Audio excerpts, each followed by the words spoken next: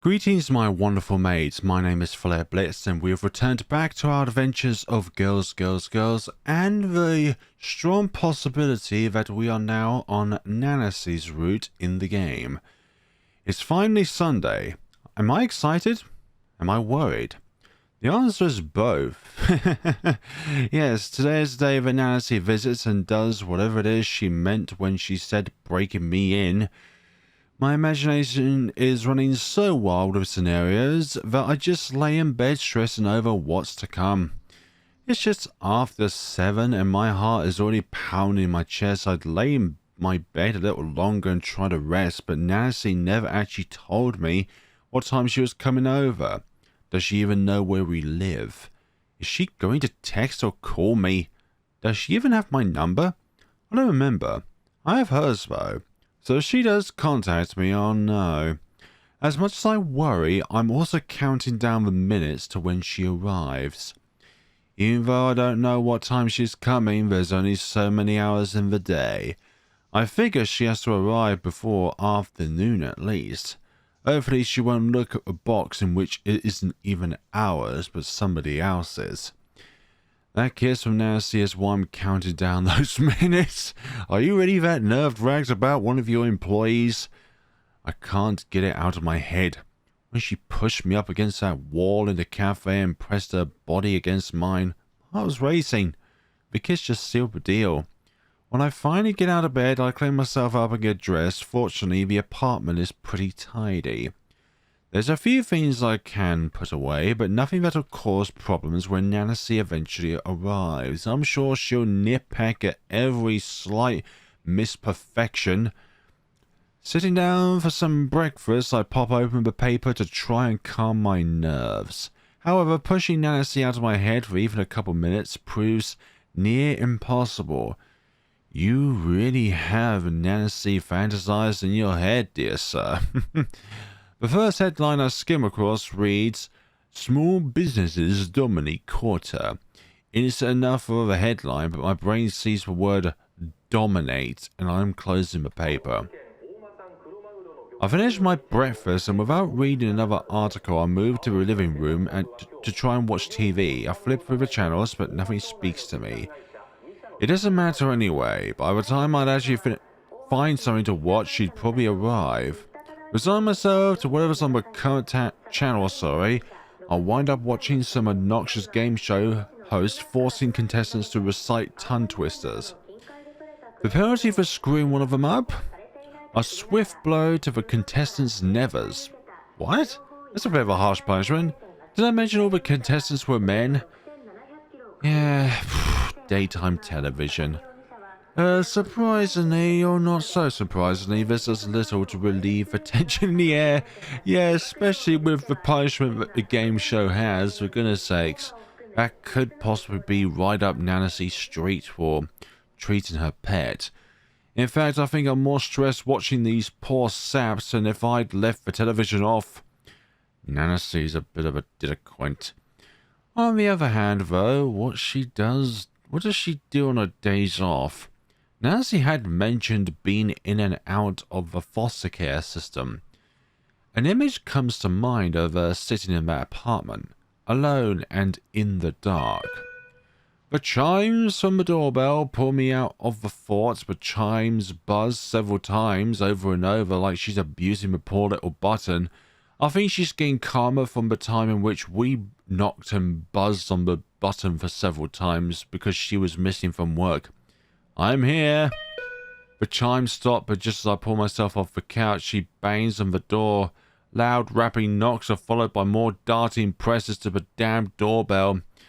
You know this is we've already mentioned it's karma. What the hell? I said I'm here. And Nancy as I swing open the door and find Nancy standing there with her hand on her hip. What? You have any idea how annoying that is?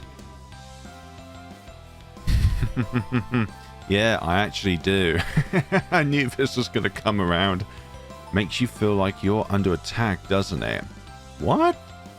You pounded on my door just like that, remember? Yeah, but that's for a different reason, remember? You were not at work when you should have been. and you're just doing this as revenge. Two completely different viewpoints. I stand there for a moment utterly bewildered, then it hits me. Yeah, I remember now. Something like that did happen when Nanasi worked through the night on the cafe's website. Oh, sorry about that. You should be. Scared the living blank out of me. Really? I thought you were unflinchable. What? You didn't show up for work? We thought something happened to you. Everyone was worried. Yeah, well, nothing happened. Well, we didn't know that nothing happened, Nanase. So, can I come in or what? I start to argue back with her when I realize she's just ended the conversation on the topic. Guess that's it for that. Oh well, I suppose I deserved the rude awakening. Maybe? Of course, come on in. I hold the door open for Nancy and she slips right in, popping off her shoes. At least she has some respect. Gazing around the place like she's in a museum, studying every intricate little bit of detail within the apartment room. Probably trying to see if there's anything that she can poke holes at. Wow, it's really... Okay, we've already started. Plain. Not exactly a ringing endorsement of the apartment, but I can't really argue there. Not much is on the walls, and all the furniture is pretty cheap. Still, the way she says it, it's like Nancy is trying to push my buttons. It is a small apartment. I don't do much with the space. Too much effort. Ah, is that so? She almost acts disappointed with my response. Like I should somehow care about these barren white walls? Why? It's just an apartment. Someday I'd like a bigger place than this. Why bother hanging stuff on the walls if I just tear it all down at some point? It's what you do with that time, for goodness sakes. I'm pretty sure that you could at least give a little bit more thought about your space around you. I'm not so sure the landlord would appreciate nails being driven into his walls. I think there are alternatives to putting nails on the walls. Are there like magnetic sticks that you could put on the wall so that you can hang up pictures without actually doing any damage? You got anything to eat? I'm hungry. Oh, not only have you criticized our room, but now you are hungry. Did you not eat this morning? She's acting like a child. Yeah, I'll grab something from the fridge and... Nah, I got it. She just waves me off and struts into the kitchen like she owns the place. I don't even get out another word and Nancy has the fridge door open. She digs through shelves, putting out one of the sandwiches I packed up at the convenience store along with a bottle of soda. She doesn't even ask, and Nancy just grabs what she wants, including scouring the cupboards for dishes. Where the hell do you keep the... Oh. Never mind, found them. I'm stunned. She grabs a glass from the cupboard. Like with any other person, they would ask us where things are and if they can actually have it. But Nancy is like, nah, mine. She's like those seagulls from Finding Nemo. You know, you could have asked and you would have done exactly what I did. Why waste a breath? Yeah, but we own this apartment. There's a visual difference. Because it's my apartment. Exactly. Who does this? She just waltzed in and grabbed what looks good. Never mind that the sandwich she's eating was supposed to be tomorrow's lunch. Never mind that the soda she popped open was my last one.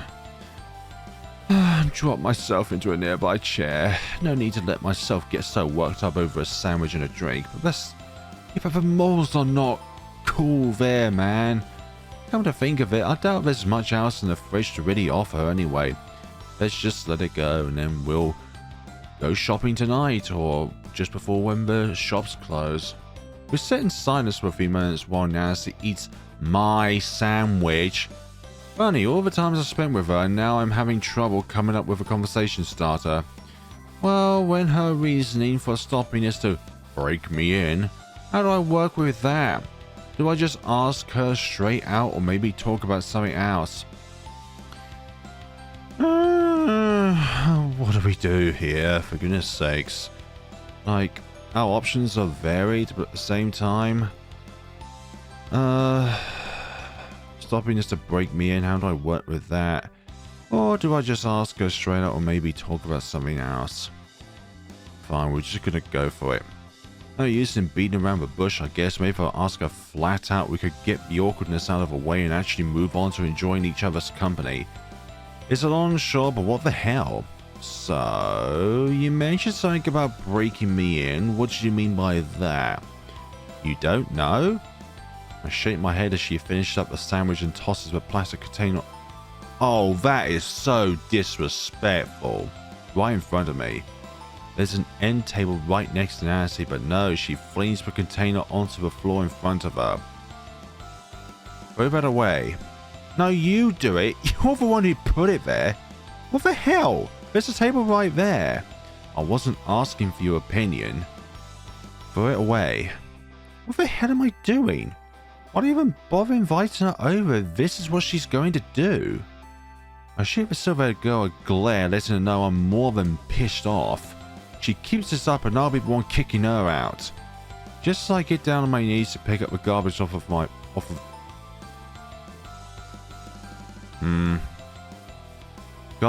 my floor, Nancy kicks her legs onto my back like some kind of footrest. Oh dear, territories. Ever have a dog, Florina-san? You have to train the pup not to steal food off the table and how to be a good boy. That's what breaking you in means. If you say so. I'm not a dog. This whole situation is humiliating. She leans against the couch with her legs thrown up on my back as if I'm a piece of furniture.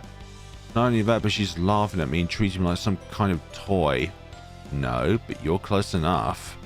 You need to be taught how to be an obedient pet. She laughs again and as my cheeks flush. There's little I can do in this position until Nancy decides I've had enough. Now go. Get rid of that garbage for me. She lifts her feet off of me finally and grabbing the empty sandwich container, I get up and get out of the room. Inside the kitchen, I throw away the sandwich container and take a moment to relax. Honestly, it's more stressful now to here than I imagined it would be. I'm exhausted and she's only been here for an hour or two. Florina-san, bring me some chips while you're up. Her voice reverberates from the other room and I sigh.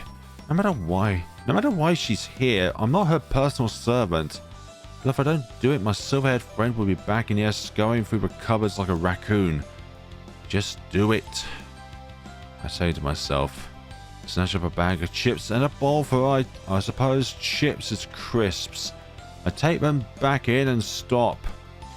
I almost drop the chips and bowl when I walk back into the living room.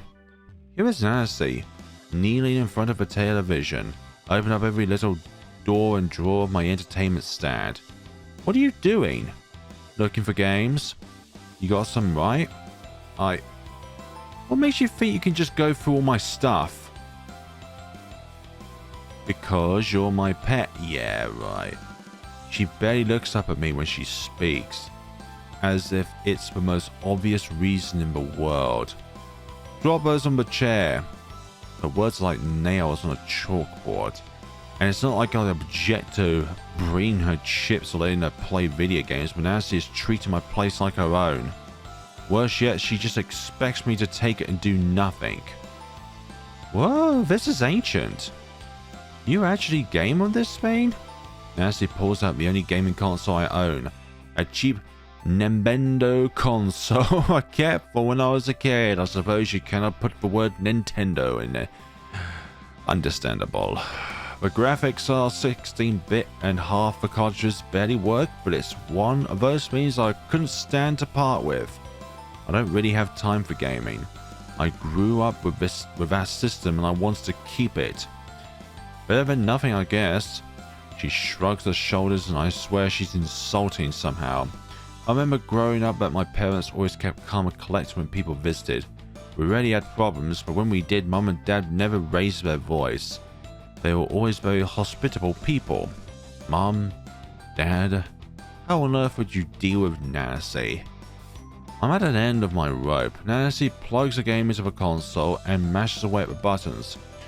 Urban Fantasy Fighter 2 Turbo. Of course, it's a fighting game she picks. Maybe my parents were just good at ignoring people, and that's how they dealt with this stuff. I watched Nanasi play for a bit and grab a few chips for myself. At least means I'm quiet and she's not ordering me around. Again, she's actually pretty good at this.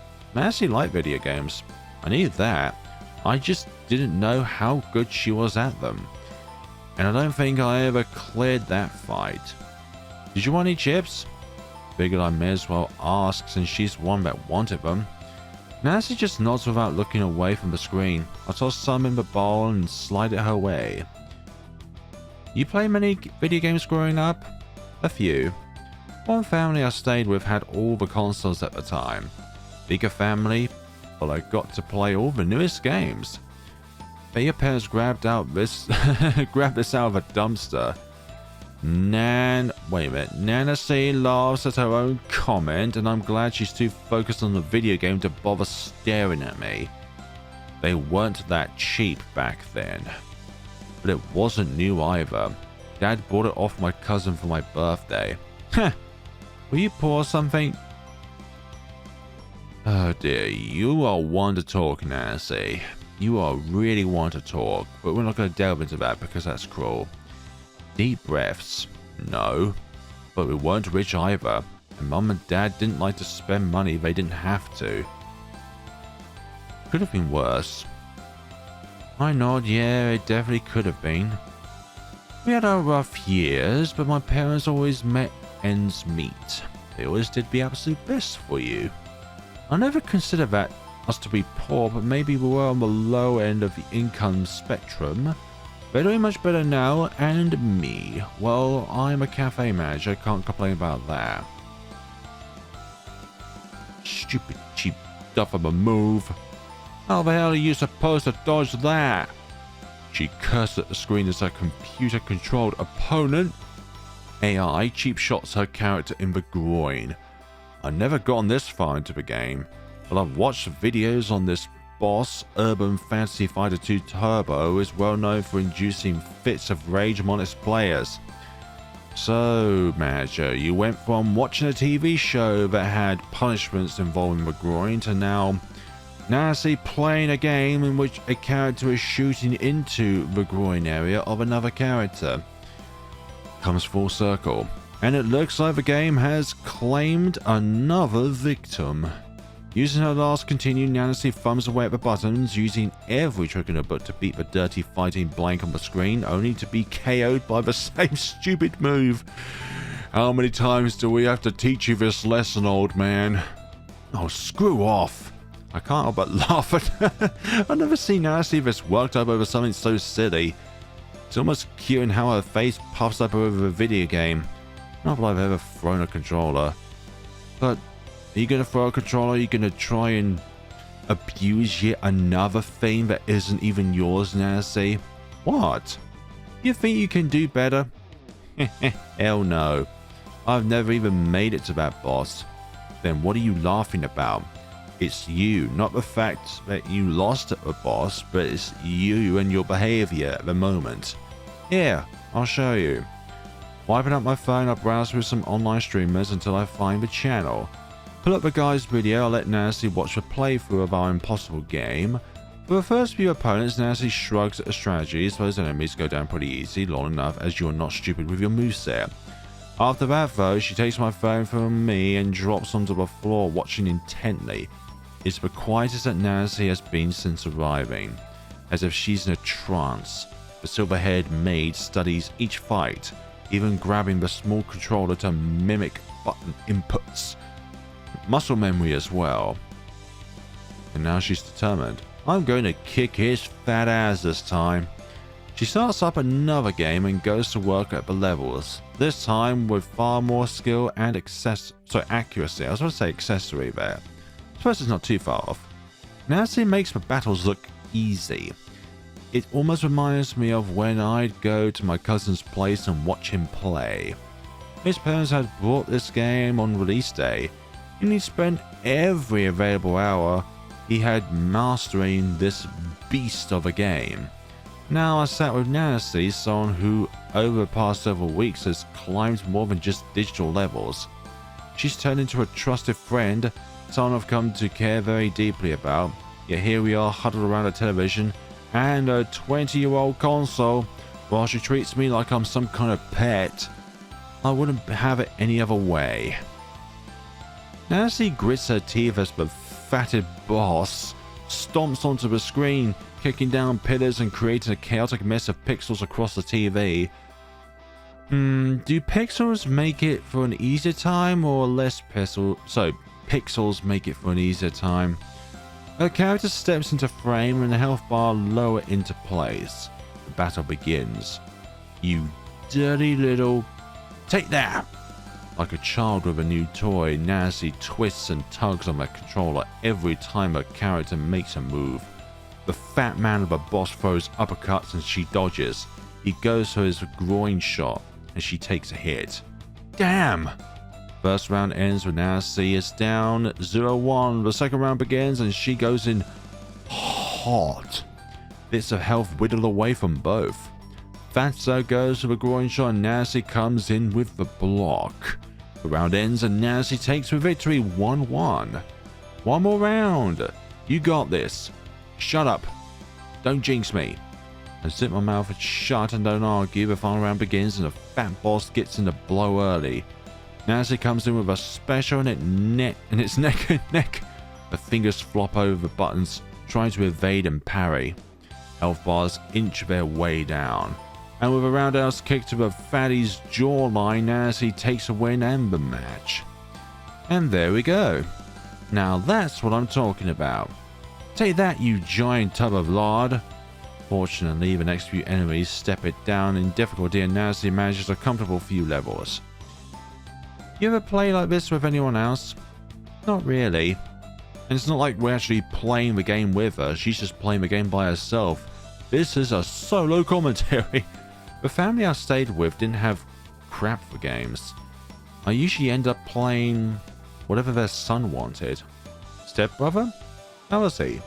He was okay. But he was big into the anime stuff. Not into it that much. No. What about Hayasaka-san? What about her? You're close to her, aren't you? Play any video games with her? I figured I might as well ask, although Hayasaka didn't come off as the type to sit in front of a TV playing video games. Maybe she enjoyed watching? Nah, I think she's more into the fashion side of life. She could not care less. She watched me play once or twice. Nags me the whole time, said we could be doing something better. While that Hayasaka makes you the least favorable character out of the four, by far because of that simple fact. By the way, I'm just kidding. Ah, one of those. Well, at the end of all of these four routes, I will decide which of these characters are my favourite. Yep. Eventually, the easier grunts get finished off and Nancy bumps into the next big boss of the game. The next match starts and a high-flying ninja of a girl swoops in and just tears Nancy apart. It's not even close. Both times the ninja girl had 3/4 of her health remaining before Nancy bit the dust. Sheesh. She no more than throws the controller down and the bowl of chips is knocked over. Great. First of all, our sandwich container she threw on the floor, now, probably less intentionally, but now sending crumbs and chips alike everywhere onto the floor. My floor. Get that, will you? What? You're the one that knocked him over. It's just one thing after another with this girl. We actually had a pleasant time with a video game, all things considered. I have to admit, I'm getting pretty damn tired of cleaning up after her. How about a little respect for other people's homes? How about you stop complaining and start cleaning? I want another shot with UFF2. Really? Can't she help out at least once? 5 minutes and she could have this cleaned up, but no. The video games are suddenly all that matter. It feels more like an excuse if you ask me. I thought you came over here to spend time with me, not act like a child and make me clean up after you. Oh. Someone getting greedy over here? What? No! What are you talking about? With the slightest of shoves, Nancy pushes me down onto the floor. Before I can even think to escape, she climbs away on top of me. This again? Her body hovers over my own, her sapphire eyes following me as I try backing my way out of her grip. All I manage to do is, however, is back myself into a corner. Yet worse decision, Nancy easily closes the gap, her lips widening with that smile. I did tell you I'd be breaking you in today, didn't I? And you have been a really good boy today, haven't you? But what? With a quick swipe of her hand, Nancy presses her palm against my chest, holding me down against the floor. My heart pounds in my head again, watching her lips drift closer and closer to my face.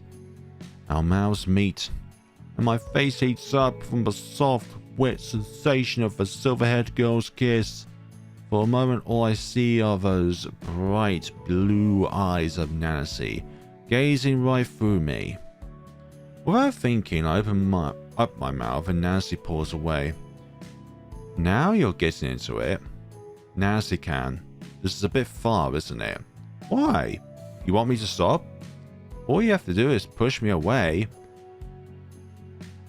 And she's coming in closer. Her voice softens to almost a whisper as she leans back in. I don't think you will, though. 'Cause you like being bullied, don't you? I don't get a chance to answer. Nancy's lips find mine once again, and this time she's the one to open up her mouth. Our lips slip through each other's and...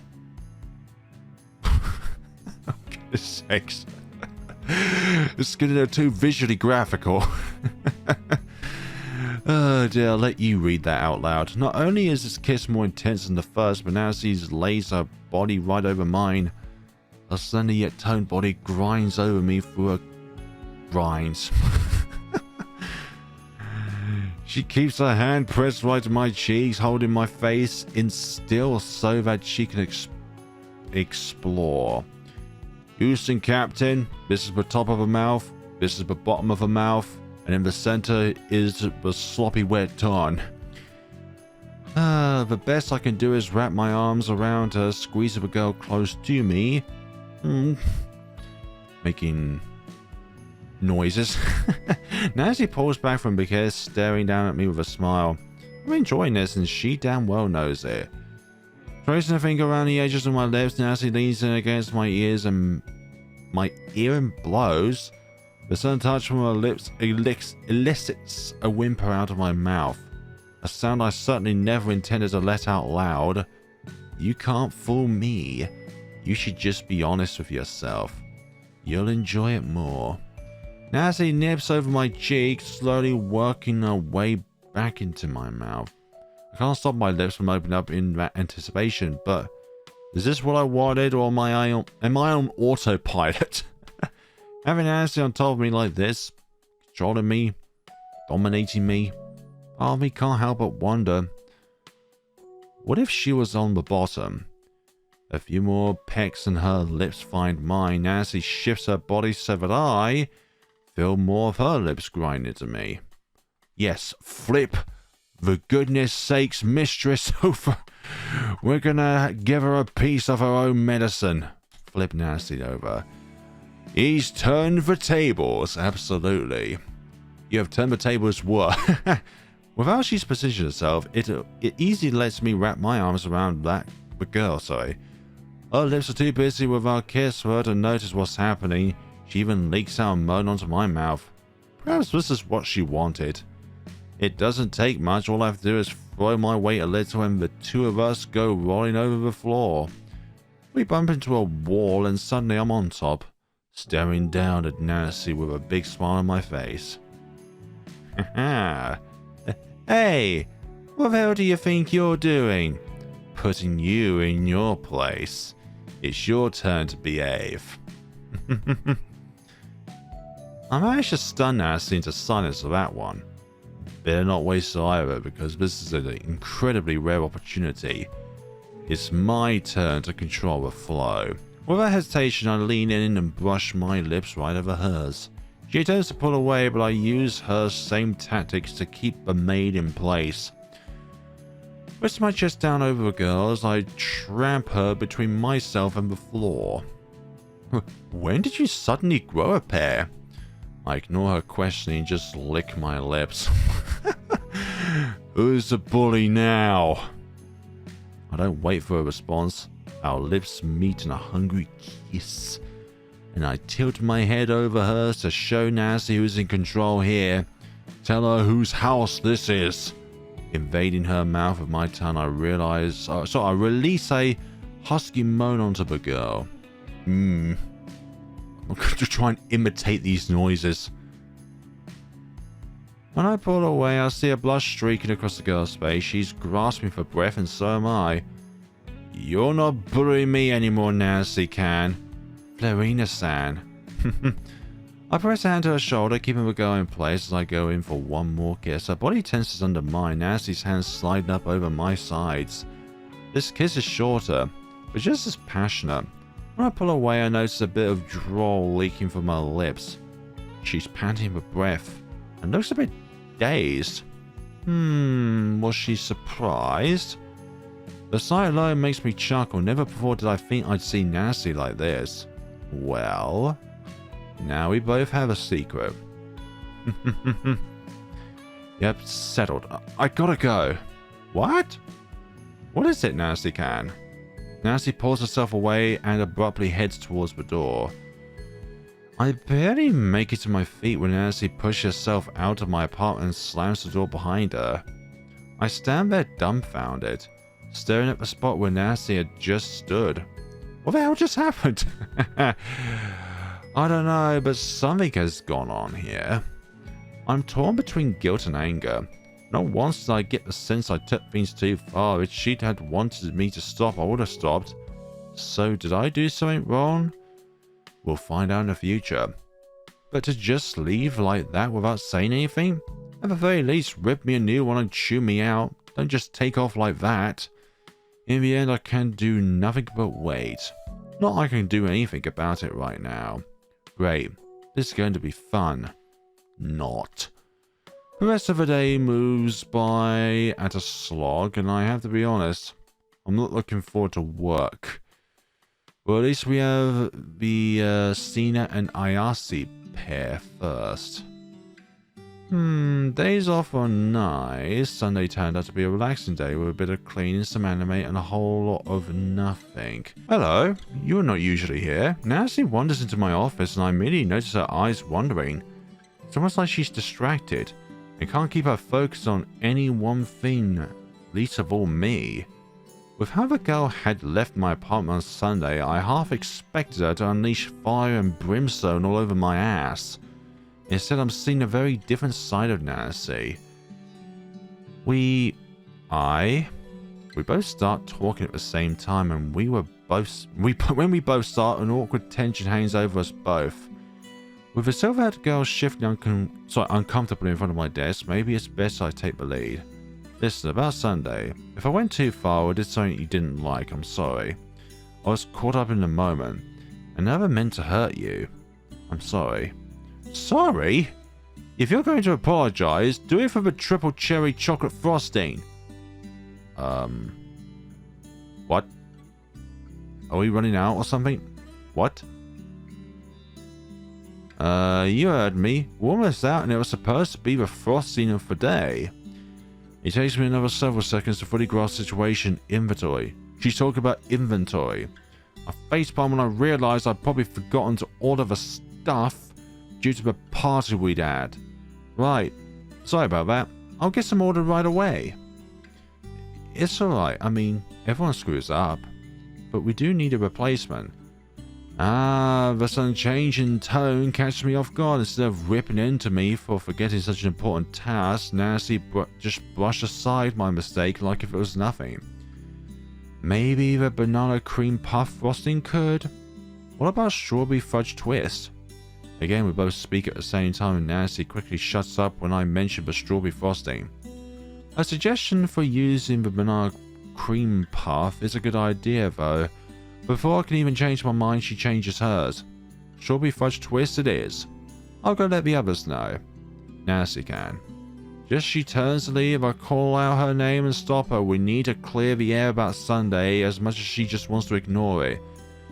I think she wants to put it temporarily beside her rather than face it at this point in time because there are masters to serve.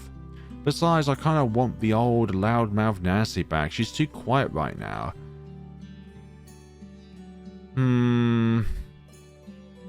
Is she going to try and side this one out? You really want to apologize for that. You finally grew some balls only for them to shrivel back up. What? No, of course not. I just thought maybe I went too far and... What? The pet feeling bad for jumping his master all of a sudden? Nasty smart ass. Smirk and swear of her lips suddenly makes me feel stupid. She wasn't angry in the slightest at what I've done. And what the hell did I spend all of the Monday worrying for? Exactly. You worried over nothing. It's almost like you kind of gained Nancy's respect by standing up for yourself.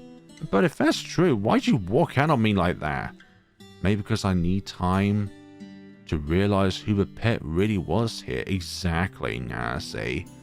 Nancy's words hit me like a ton of bricks after all her talk, after all her teasing, after all her disrespect. Well, at least she took her shoes off first. One Saturday afternoon was all it took to flip things upside down for her. And damn the girl, I'm blushing again even though she's not teasing me. I think... You better be good at looking after puppies, Lavinia-san. Or should I call you... Master? I nearly jump out of my seat at the word master and Nancy bursts out giggling.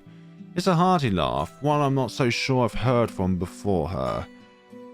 Fortunately, she doesn't stick around as he gives a wave and then steps out of my office, leaving my heart pounding in my chest. Whether or not I'm happy about this turn of events, I have no idea. Frosting. Gotta order frosting.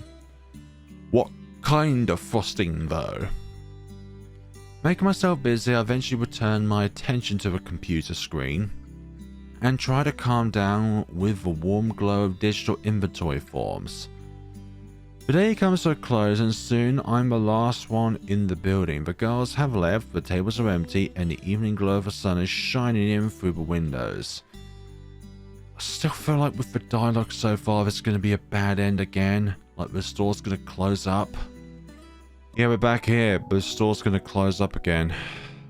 Goodness sakes, I thought we went onto a route of some kind, but maybe we didn't do enough for the store?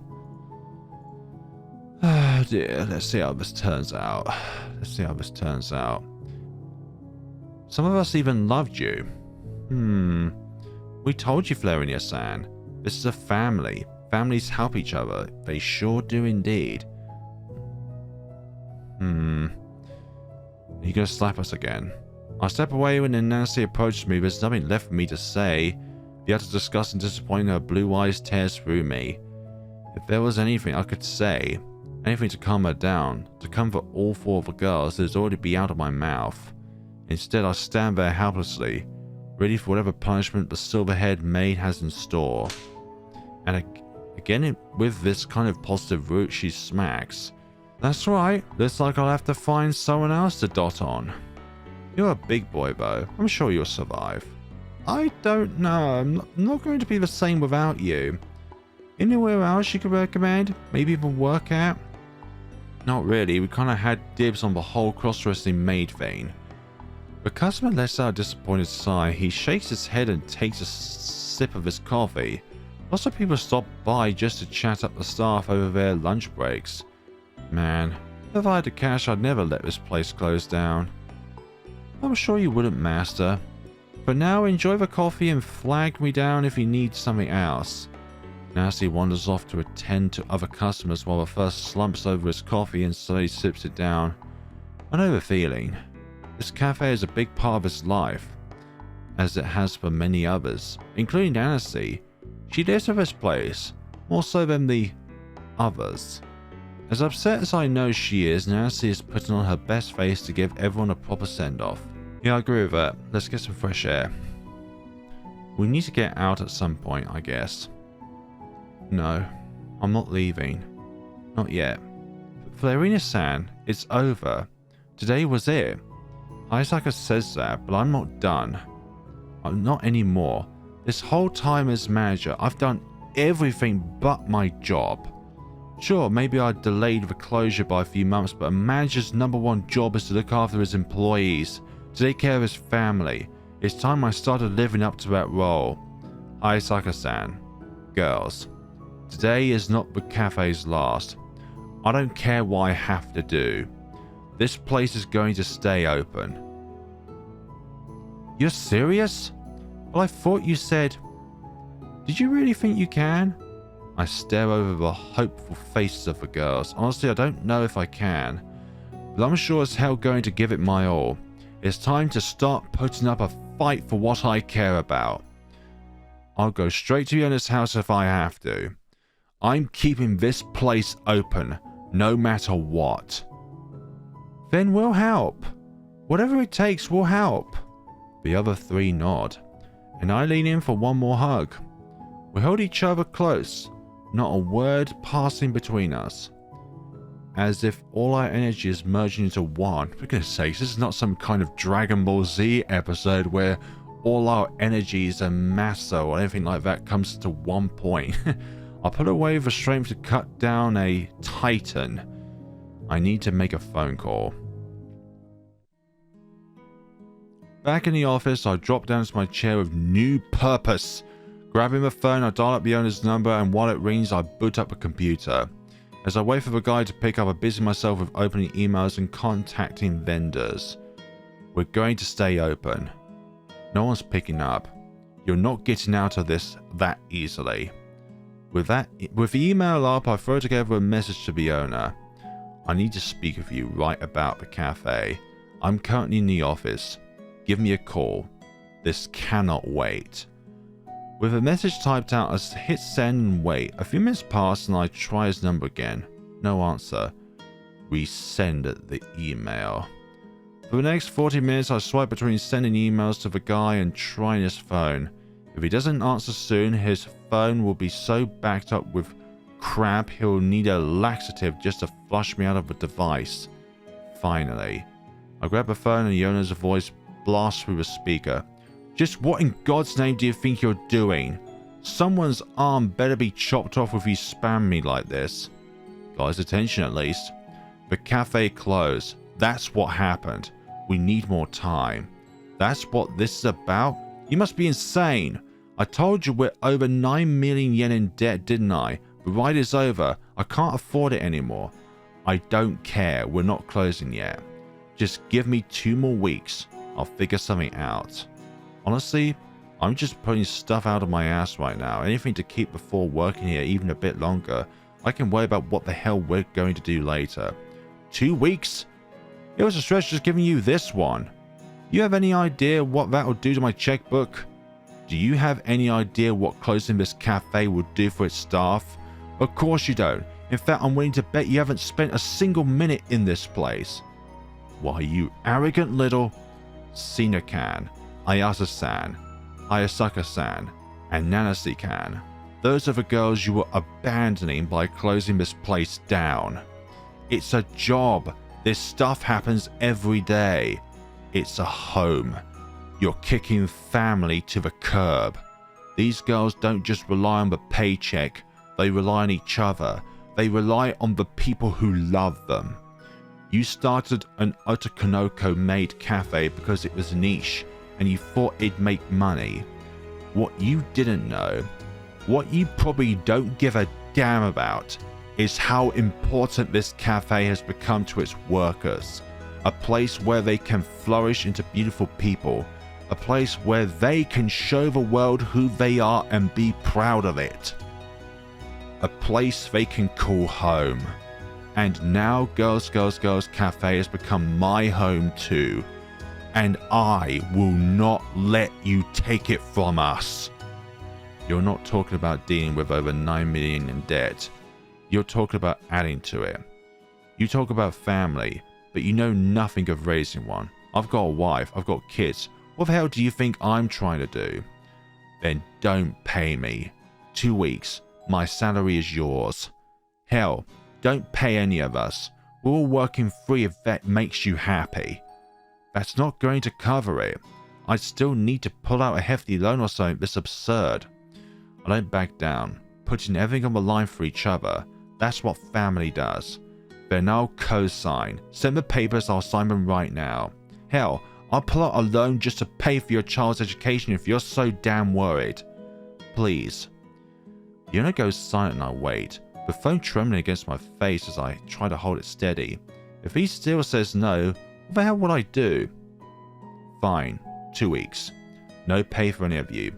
Pay off the 9.6 million yen and this new loan in 2 weeks. If you can do that, we'll be in the green, and the cafe can stay open. We'll do it. No problem. Yeah, well, just in case you don't, I will be sending you papers to sign in the morning. You will pay for this, one way or another. We're gonna send that message right back to your face. After that, the owner hangs up. I drop the phone onto the table and sit back in a stupor, sorry. I did it. I really did it. The easy part's done. But 2 weeks. 2 weeks to make 9.6 million yen. Plus, who knows how much. What the hell are we going to do? It is time for maximum marketing, maximum social media, maximum advertisement, maximum everything to get as much attention as possible for this cafe. We are going to descend the world into a hellfire of letting everyone know of this cafe. Yeah? Hello, you. You got a minute? I see Katori standing in the doorway and beckon her into my office. Not too surprised she's here. The girl is probably worried sick over Hayasaka. Of course, come in. Katori, however, ignores my invitation. She instead just stands in the doorway, seemingly lost in thought. It's as if Katori is mulling over whether or not to accept my invitation to the office. An awkward silence creeps into the room as neither one of us says anything. Katori-san? Want to go for a walk? I've got some paperwork to do. Turns out suddenly unclosing the cafe means undoing literally everything I did to prep the cafe for closing. Things like scheduling, inventory, ordering, and getting your utilities back up and running. No worries, I'll wait for you. Okay then. Katori waits, tapping her foot impatiently while I rush through the paperwork. Organize some ordering sheets, set out an updated announcement on our social media along with a handful of other tasks. What about a fundraising? An in-game fundraising sort of thing. When I finally managed to wrap up my work, I turned to Katori. You finally finished? Come on then, let's go. I don't even get a chance to explain myself. Not that I should have to. And Katori makes her way out of the office. What the hell is going on here? Is this a trap? Only to find out, I suppose. I follow Katori out of the office and out of the cafe. She moves at such a brisk pace I have to jog just to keep up with the girl. Only after we've left Girls Cafe behind us does she finally slow down. Finally catching up, are we? You're really out of shape though when you're saying, hey! It's not about us being out of shape, maybe you're just incredibly in shape. I'm not even that winded, she just took off on me. It's all, but I decide against arguing with her. Where are we going? You'll see. Come on, we're almost there. She doesn't say another word but continues on through Akihabara. I do my best to keep up. It's only when Katori stops at the gates to a flower park do I manage to catch up with her. We both pay the entrance fee and step inside. The garden is beautiful.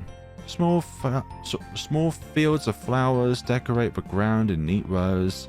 A narrow stone cobbled trail leads us through the wide array of trimmed hedges, rose bushes, and many other flowers I cannot name. What's this surprise? A shimmering pond rests out among the flowers on one end with birds coming and going as they please. Why bring me here? Not that I'm complaining, but this place is quite out of the way for just a conversation.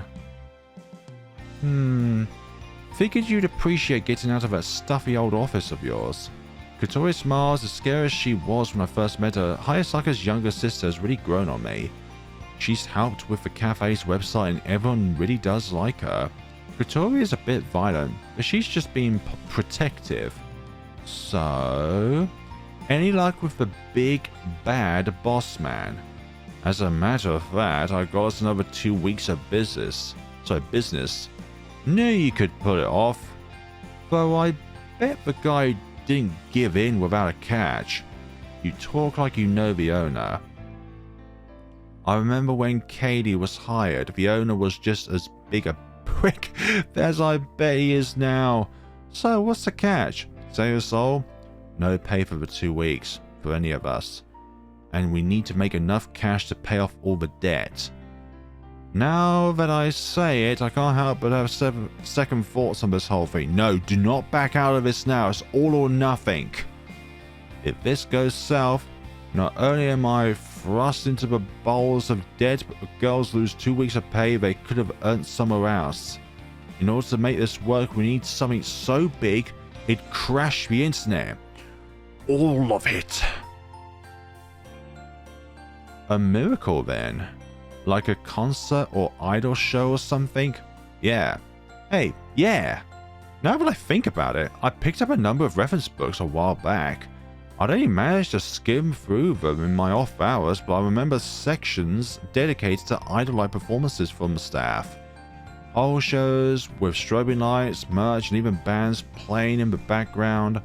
Obviously, some of that was for more financial stable localies, but no reason we couldn't do something similar. An idol show. That's a great idea. Sinican already models. She's probably got some experience with singing too. And Nanasi can help with the online marketing and design work. You're forgetting the most important piece of this puzzle.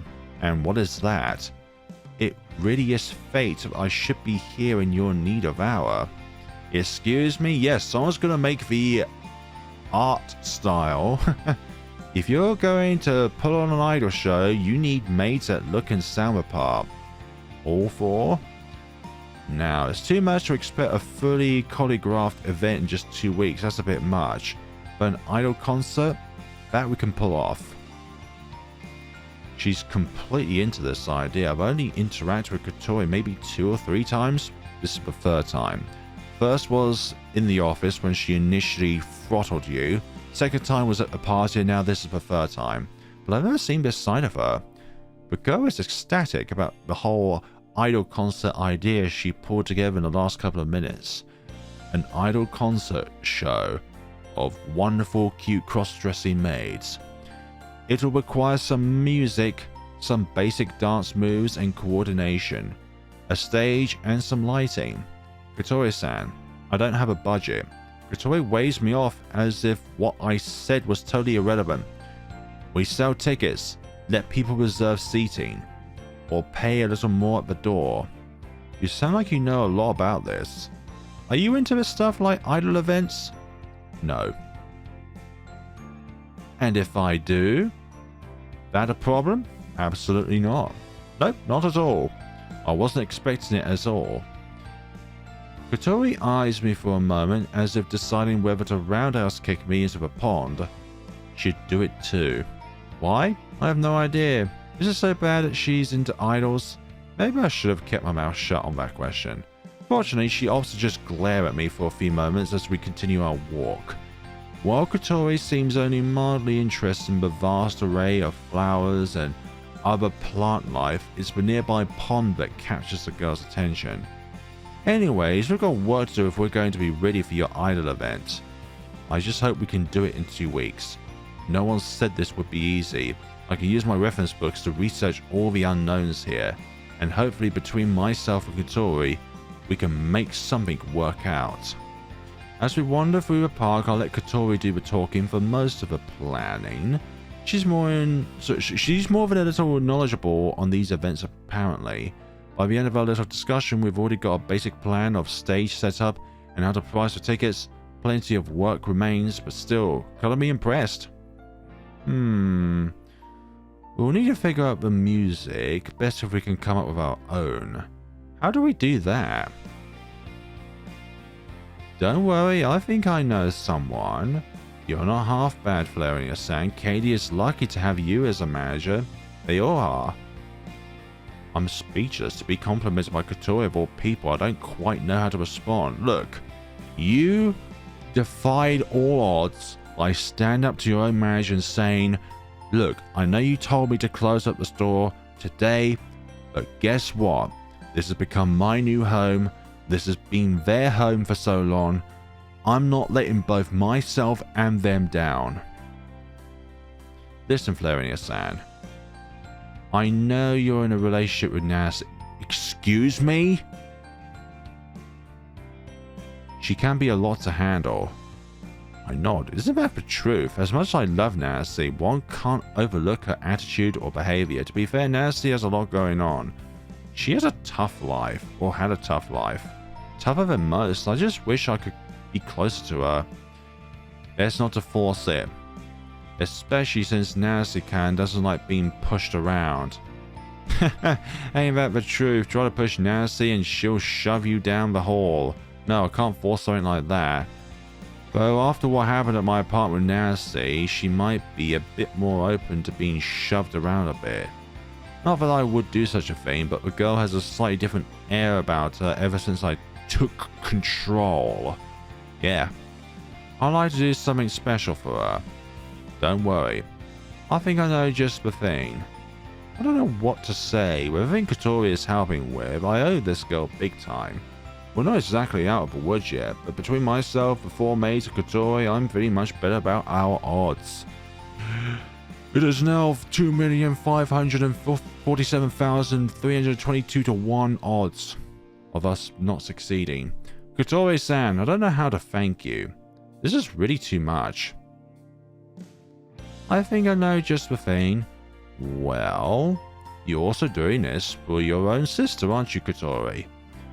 A mischievous smile puts me on edge, but I can't exactly say no to her right now. What is it? Cook for me. What? You heard me. Cook for me. Not exactly the form of payment I was expecting. Why the hell does she want me cooking for her? Then it hits me, yeah, back at a party. That Saturday night party from a while back, Kotori had made a big fuss about me cooking for people. That. Wouldn't Hayasaka-san? Don't worry about her. Just worry about what you're making me. Okay? Good luck, Florina-san. Don't let me down. With that, Hayasaka's little sister abandons me at the part. She just takes off in a random direction and is gone. The whole cooking thing still throws me off, but I'll have to worry about that later. We have 2 weeks to prepare for this idol event. I've got social media posts to make, vendors to call, stuff to do. I want to go home and rest, but now all I can think about is work. Like my dad would always say, I'll sleep when I'm dead. Damn it. Now I can appreciate what he meant. A few late nights won't kill me. My adrenaline, my drive, my determination is more prominent than my tiredness. I can sleep when the debt has been paid off. I end up walking back to the cafe to do some initial plan and research. We spend the next 2 weeks serving customers and playing out our idol concert. All 4 of the maids return to work. Flyers are printed and displayed as set up outside of the cafe. I work with Nanasi and Ayase to create a pre-order page for tickets to our event. Kotori handles a great deal of the logistics and advertising as well. She claims to know someone that'll help her get the word out. Every time I ask her for details, she just stares at me with that smug smile and says, "Trust me, I know what I'm doing." You're doing this mainly for your sister, but you're doing it for your sister's friends as well. Just like that, the 2 weeks pass. In a blink of an eye, the fateful day arrives, and I'm shaking in my boots. What awaits? It's here. The day of our concert is here, and I'm skittish enough where one misstep could give me a heart attack. It's Saturday, the day before our 2 weeks expire. Every polarizing emotion is taking turns with me. Excited, anxious, terrified, ecstatic. A mixture of so many different emotions swirling around like all the stars in the Milky Way. Apart from some of the booths are bolted into the floor, we've put away every table and chair in the cafe to make room for as many people as possible. I'm renting a small stage. It holds the 4 maids, some sound equipment, and not much else. Hi, Sucker? Flarina-san, where's Kotori-chan? Isn't she here? Hayasaka beckons me over to the kitchen where the 4 maids are doing some last-minute prep work for their show. Hayasaka is shaking even worse than I am. Every time she peers out into the sea of people for her sister, she turns a new shade of white. Don't worry, Hayasaka-san. She's already here. She's pulling ticket duty outside. By the end of our first week, we nearly sold out tickets. I don't have a clue what Kotori did to get us so much attention, but it worked. After some further playing, we figured we could squeeze a dozen or so more people. Those are the tickets that Kotori is currently getting rid of. How many does she have left? I hope there's like a single figure at the very most. People are still pouring in. There can't be many now. I hope. Hi, Saka-san. About this part here. Ah, whoa. Ayase steps out and her whole world is blown away at the sheer volume of people inhabiting our cafe. Everyone is shoulder to shoulder and space is waning fast. For a moment, she's speechless. Yeah? Ayase-san, what do you want? Oh, I had a question about my timing with this verse. Which part? Oh, this one? Shouting myself up, I let the two go over their music. Kotori spent a great deal of time finding someone to quickly compose music for us. I never found one who wrote the actual lyrics, but they must have worked closely with both Kotori and Hayasaka. No one knows the music like those two do, hence why all the lyrical questions are being dropped at Hayasaka's feet. Letting those two discuss the music, I stepped past them into the kitchen to check on the others and the food. We obviously can't run the cafe like on all normal days. However, I did pop in early to bake little baggies of snacks that we could use to sell to people. With some cheap cookie cutters, we even got some of our treats shaped like maids. Ah, that's brilliant. Many of these smaller ideas are pulled from some reference books I've gotten a while back. Other ideas came from Kotori herself. These cookies look nothing like us. They're not supposed to imitate us 100%. I step into the back just in time to see Nanasi and Sina packing up some of our treats. It takes everything I've got to hold back a laugh when I see Nanasi inspecting one of our cookies like if it's from another planet. Nanasi-can, you shouldn't be so harsh. I think they're adorable. Ah, eh? You really think so? Of course. Don't you, Flarina-san? Looks like I'm busted. Sina calls me out on the spot and Nanasi darts her head up at me. I was hoping to listen in for just a bit longer, but oh well, I'm here to check on them anyway, so why not just go through a bush rather than beat around it? I'm no 5-star baker, but I think they've turned out alright. I look like a deformed frog. Do you even know what one of those look like? Do you try and make us look like a deformed frog when you keep stepping over us? No, you don't. I take one look at the cookies and toss it into my mouth with a sugar cookie base mixed with sweetened frosting as a treat to kill anyone's diet. It sure tastes good enough. Tastes fine to me. That's not the problem.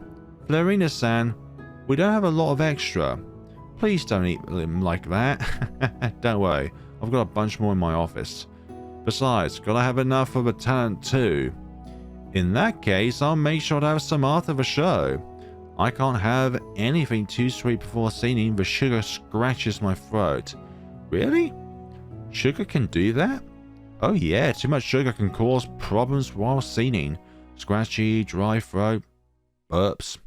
Yeah, usually too much food when you're about to do a recording of some kind can lead to some accidental oral mishaps. It doesn't make for a pleasant experience. I had a few cookies when I got here. God damn it, Nanasi. It's alright, I'm sure you'll be fine. Nanasi-can, just don't have any more right before the show. And you'll be good. Right, Sina-can? Right. Everyone is different. But as long as you're not eating right up to the show, you'll be fine. Just make sure to have some water before we go on stage to clear your throat and all that. Nanasi nods and steps away to pour herself some water. She's so nervous. I don't blame her though. I'm shaking in my boots. And I'm not the one getting up on stage to sing. Sina, this is your avatar. This is your flagship product. You and your modeling career and stuff like that. You're the most tuned to make this successful. Sina, though, looks right at home. Of course, she's got the most experience here with this kind of thing. Then show the other girls how it's done. You think everyone's ready? Everyone's nervous, but we're ready. I was just as bad my first time as well. I'm not sure we'd pull this off if it wasn't for your experience. Sina just has spent hours working with the others to train them on everything from walking and talking to posing for the camera. This stuff is just in her blood at this point, and we're so glad we have her, otherwise this would not be possible. We wouldn't be able to pull any of this off if it wasn't for you. Thank you, Florina-san. Florina-san, we're out of tickets! Before I can even respond to Sina's gratitude, Kotori bursts in through the kitchen, announcing our sold-out status as both a relief and a shock at the same time. How many people is that? A lot. Could you define a precise amount rather than just saying a lot? I'm guessing it is too much to count though. We better hurry up and get the glow sticks and cookies out. I turn to Sina to say something, but the raven-haired girl just giggles. She knows the situation and gives me away. Oh my goodness sakes. See you out on the floor. Thanks. Grabbing a box of bagged cookies, I follow Kotori out into the dining area and am stunned by the number of people we have. For such a small cafe, people are pressed back to the door and up against the walls. Chatter and camera flashes light up the place. Fortunately, we have a blocked off path to the stage and one of the walls for the maids to use. Using that to our advantage, Kotori and I walk up and down our pathway, selling cookies and glow sticks to everyone that we can. Are you ready, Florina-san? As ready as we are. I would imagine that from our first interaction that we'd be at this point, just chatting to each other like we've known each other for years. I smile. She's out of glow sticks and I'm nearly out of cookies, but that's not what's got the little sister all worked up. It's time for the show to start. Girls, girls, girls, cafe! Girls, girls, girls, cafe! The crowd is chanting now, already waving their glow sticks back and forth in the air. Not really, but we gotta start sometime. Can you make sure everyone's ready? Roger that. Kotori disappears with the box of cookies. I back to the kitchen. Left alone with our fans, I take the final walk to the stage. The crowd goes silent when they see me standing over them, waiting with bated breath for me to announce the start of the show. When I see Kotori's thumbs up from the back, I take the microphone. I take my microphone. Welcome everyone to the first ever Girls Girls Girls Cafe concert. A whoop of cheer follows from the crowd, cameras flash, and glow sticks emerge. I'm not even the main attraction. It's been a difficult couple of weeks here, so let me thank all of you for coming out on this fine Saturday. We appreciate your time and your support for Girls Girls Girls Cafe. And if this place survives the weekend, it's because of friends and family like you. Another wave of cheers follows, and again I'm touched by just the amount of love people here have for our maids. For goodness sakes, we're gonna need to break the internet. I wish I could be in the kitchen, seeing the girls' reactions to all of this now. And now, Without further ado, let me present to you the beautiful maids you've been waiting for. Starting with Shinnakan, Ayasaka-san, Ayase-san, and last but by no means least, our longest working maid, Nanase-kan. After each name, the girls walk out to the thunderous applause, paying their own little entrance while each one takes her place at a microphone until all fall on stage. It's truly a magical moment seeing every person in the cafe on their feet erupting into cheers and whistles. I love you, Ayasaka-san! Shinnakan forever! Go go Ayase-san! Nanase-kan #1! There's so much noise in this cafe I can barely hear myself think, let alone the girls talking to each other beside me. Take it away, girls. It is time for your time to shine. Again. With that, I make my exit off the stage and head to the back. The stage is theirs. The show has begun. Whatever happens now, I only hope that everyone has a great time and the debt is paid off and some more. Everyone, thank you so much for being here. We love you all. Please enjoy our music, everyone. Again, the crowd cheers. Louder and louder they get. Do we have to worry about a noise complaint? Nah, it's Saturday night. Hey! The music starts up and the girls slip into their dance move. No one's seen yet and the crowd is already stomping their feet and waving those sticks like there's no tomorrow. What a beautiful sight. The sparkles, the stars, the rays of light going up and down, the glow sticks on the floor, the heads popping up. All of this is truly magical. I turn down the lights and our 4 maids are walking and waving and sync up on the stage. The choreography is simple but effective. The music closes out its opening notes and Ayase steps forward with her mic, ready to sing. For all roads you travel down, both old and new, we'll find friends together to make dreams come true. If you are lost, don't give up, don't stop. With a bow and loving smile, welcome. Ayasaka picks up on the second half of the verse and I'm in awe. Each girl has her own unique voice, and as it turns out, each one is a beautiful singer. While Ayasaka sings, the other 3 keep their eyes on her, dancing along to the beat and readying themselves for a coming chorus. Once the verses end, all 4 girls bring their mics up and sing aloud. Sharing our hearts, frosting love, sprinkled with feelings, tasty treats we create. Welcome home, master. Girls, girls, girls, cafe. It's amazing what you've done. I don't think any of this would have happened without you. Kotori slides up next to me as our maids dive into the second verse, with Nanasi taking the lead on the lyrics. The whole audience now clapping along to each of the beats from the silver-haired maid. I just hope it's enough. I couldn't have done it without you. Thanks, Kotori-san. Hamburger steak? Oh, that's what you want us to cook, isn't it?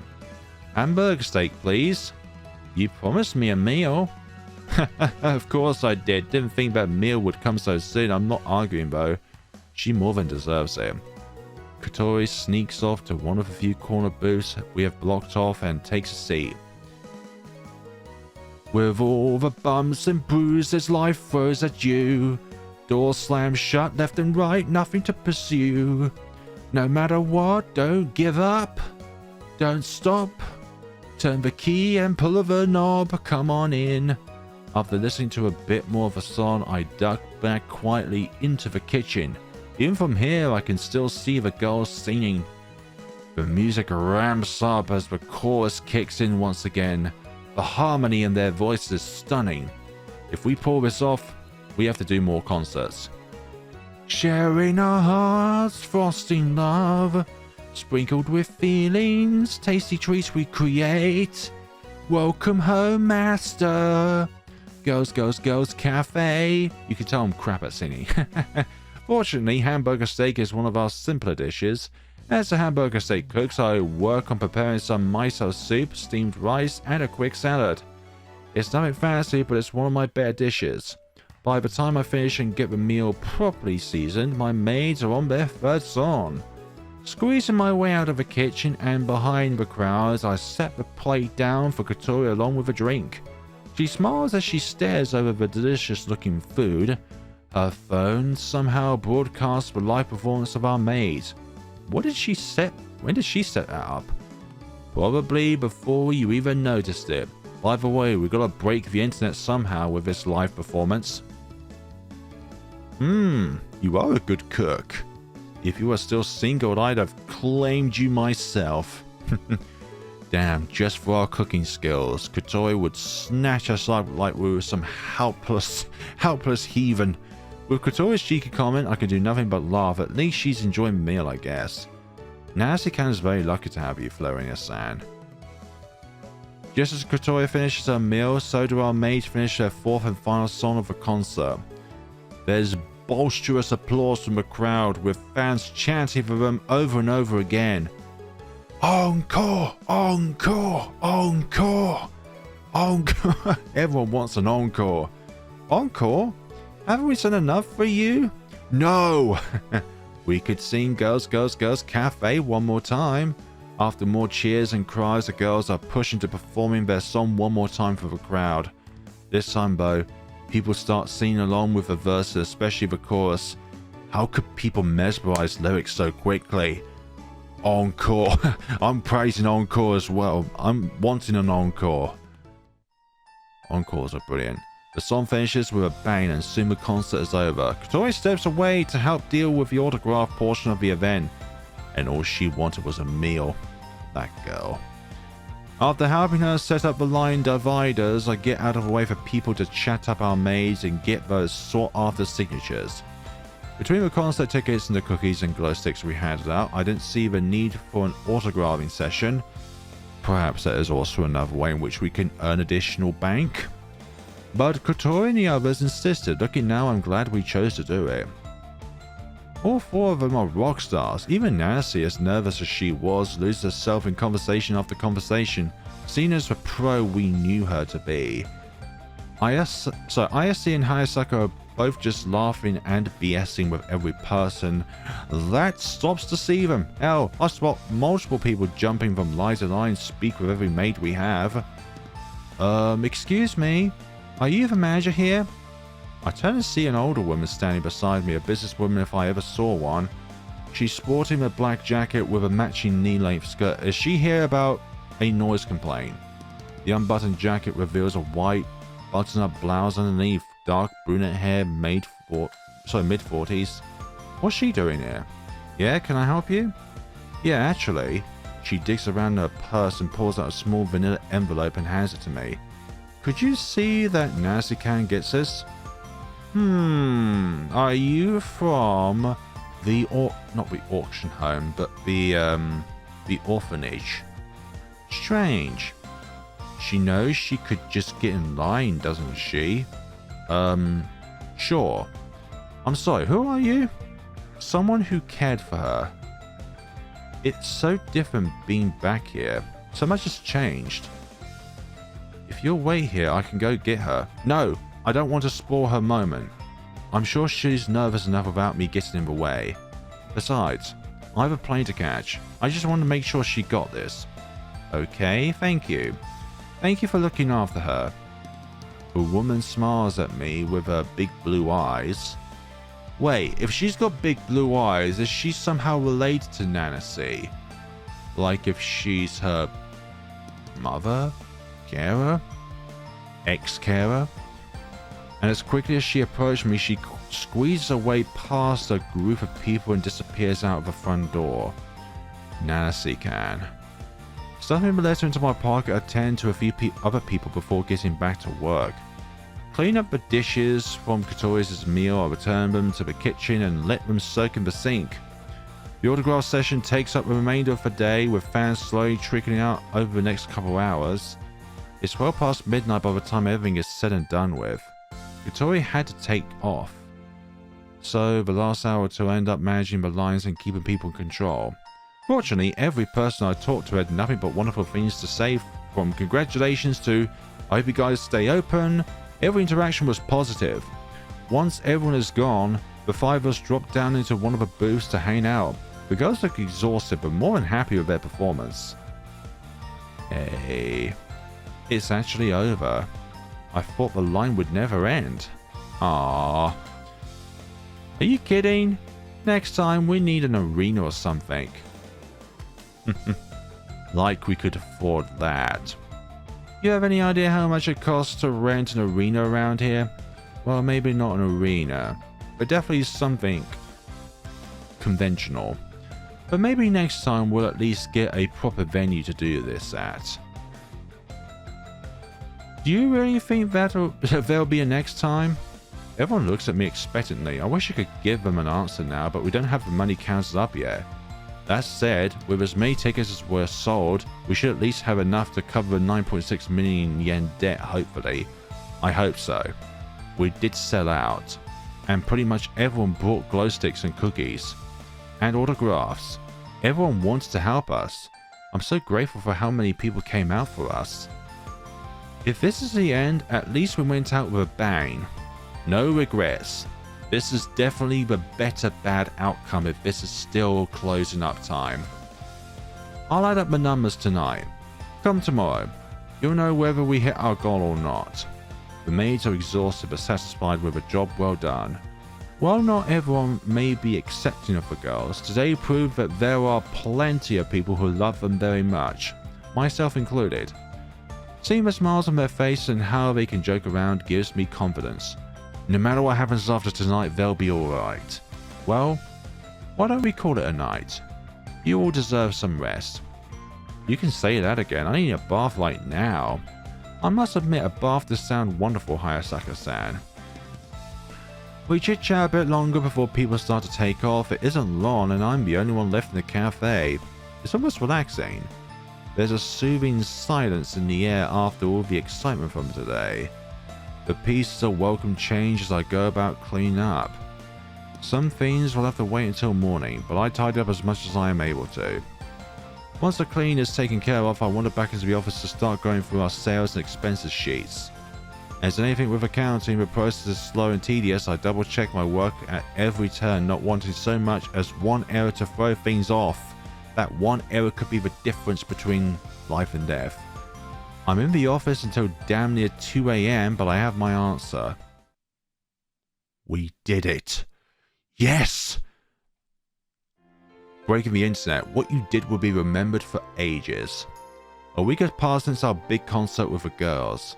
While I haven't spoken to the owner directly, I did shoot him an email after our event to give him a breakdown of how much money we made. He replied the next day, giving the go-ahead to keep the business open. I'm supposed to hear from him once he's cashed the check of all the money that the event generated. The week itself has dragged on and on. Every day waiting for that call, but at the same time I haven't been this busy in months. Went from nearly shutting down the cafe to keeping our doors open. My week turned into an amalgamation of working with vendors, dealing with inventory and mountains of paperwork. I've hardly had a chance to speak with the girls outside of work-related stuff. Hell, it wasn't until yesterday that I finally could pay the full without dipping into my own pocket. At least now things are settling down somewhat. As for today, it's Saturday again.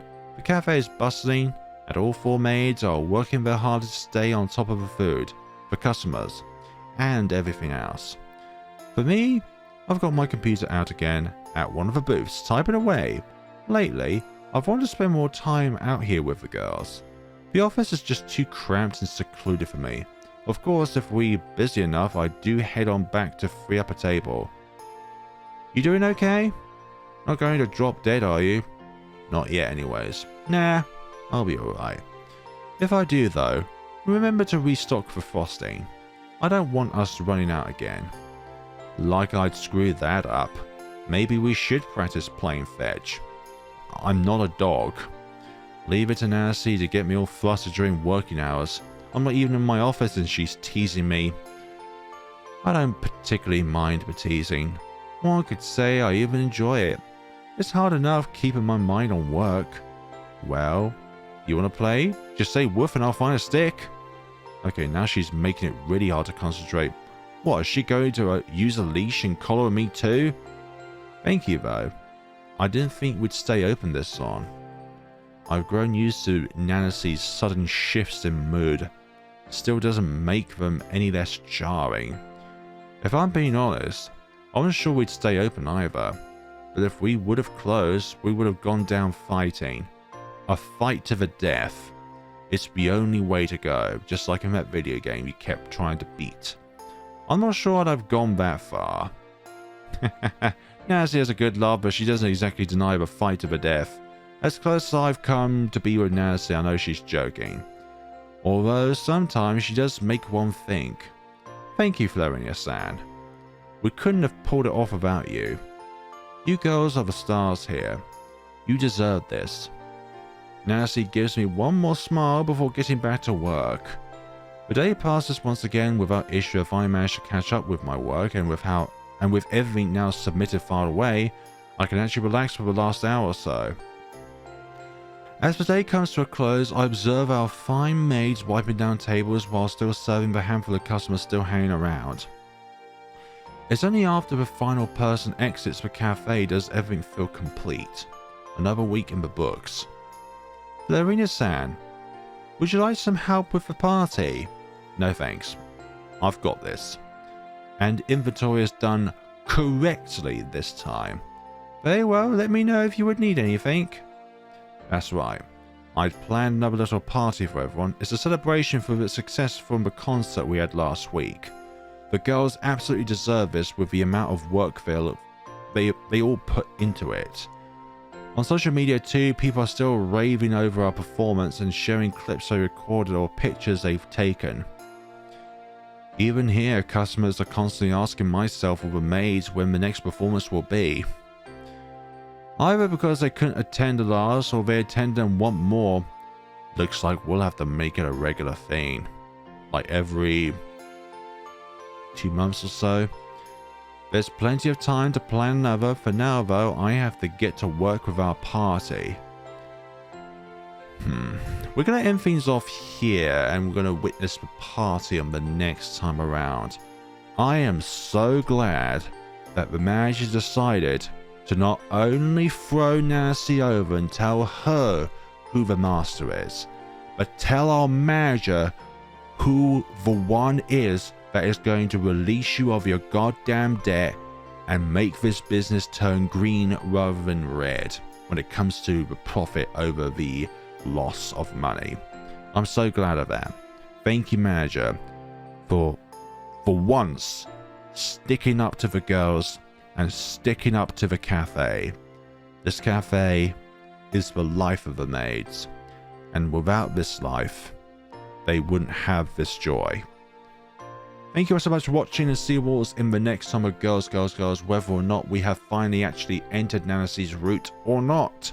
Thank you so much for watching, but I would say this right now, that meeting the conditions of having one of the girls, you know, Kotori pointing out that you're in a relationship with them, is a condition in and of itself. If you're not conditioned into being with somebody so that you wouldn't be able to spend the day with them, or all of them, then you wouldn't have been able to have the courage to stand up. You feel defeated because, well, all of them then dislike you. But Nanasi still slapped her, so thank you so much for watching. Take care of yourselves, you wonderful maids.